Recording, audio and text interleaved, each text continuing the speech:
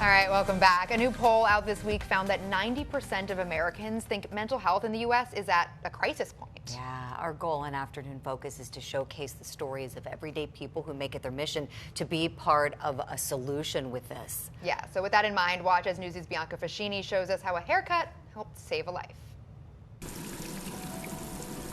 People say getting their haircut is like therapy. You could be broke and have enough money to pay for your haircut, but once you leave out of here, you ain't thinking about that brokenness. You're looking at your haircut, you're looking in the mirror, you're just feeling good. But in this Philly barber shop, it's not a joke.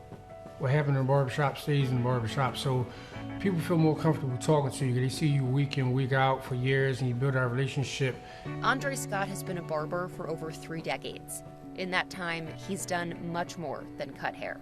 I'm a barber. All barbers love to talk, you know. So sometimes you gotta close your mouth and open your ears. When you hear that quitting, when you hear anger, you hear the word that quitting coming about, they like some key words you need to jump on real fast. Scott has always had a good relationship with clients, but it was the Confess Project, a nonprofit that trains barbers to be mental health advocates, that helped him take it a step further.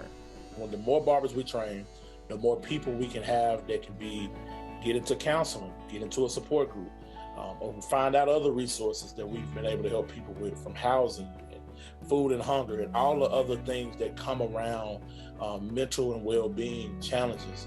Lorenzo Lewis was inspired to make a difference after his own journey with depression and anxiety. He says he knew right off the bat that barbershops were the right place to start. I grew up in my aunt's beauty salon, so I knew very well what it felt like to be in beauty shops and barbershops. And knowing that my first barber was my mentor and played a huge role in my childhood. It's a theory backed by research. A study from Harvard says barbers can engage communities at their grassroots levels and provide an important piece to a puzzle that in some cases can mean the difference between life and death. Scott says he couldn't agree more. I had a client come in my chair and asked to get his haircut. Asked for a good haircut. He said, this got to be the best haircut. I'm like, all right, I got you. I'll give you a good haircut any other time. He said, no, this is my last haircut. So I figured he was moving, or was he going to jail? I didn't know what was going on. He was enlightening me that he was going to take his own life. So I literally took off that day of work and was with him all day. And, you know what I mean, all praises to God that he actually didn't take his life. That was life or death, because out of all the people he know, he decided to open up to me. It's one of many examples Scott gave to demonstrate the impact he's had on his clients, but he acknowledges it's a two-way street. And it's not always the barber helping the client, sometimes the client's helping the barber. Wow. That last line was really good. Yeah. You know, when we talk about like the magic makers, that barber truly a magic maker, making magic in people's lives, affecting them in ways that they probably can't even like articulate their gratitude.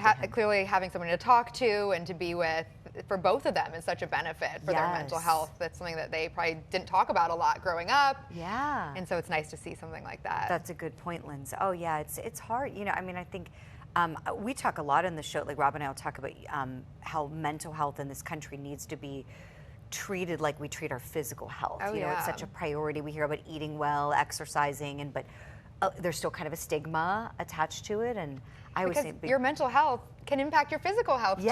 So it really should all be focused on. Yes, it does. We always say this couch is like therapy, you know. Love big proponent of therapy. I know you are too, my friend. Yep, once a week. Yep, I know. We highly recommend. Be like me and Lindsay. Don't miss your appointment with your therapist. Oh my gosh. Well, you know how every afternoon we like to spend some time focusing on that great advice from moms and dads across the country. Yeah, so today's comes from Sarah in Ohio. Her mom Lois would tell her, different families do different things. I love that. No matter who makes up your family, you are all awesome, and whatever you do, that's your family. Yes. I love it.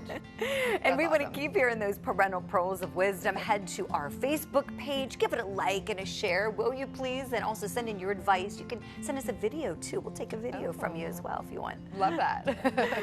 We'll be right back.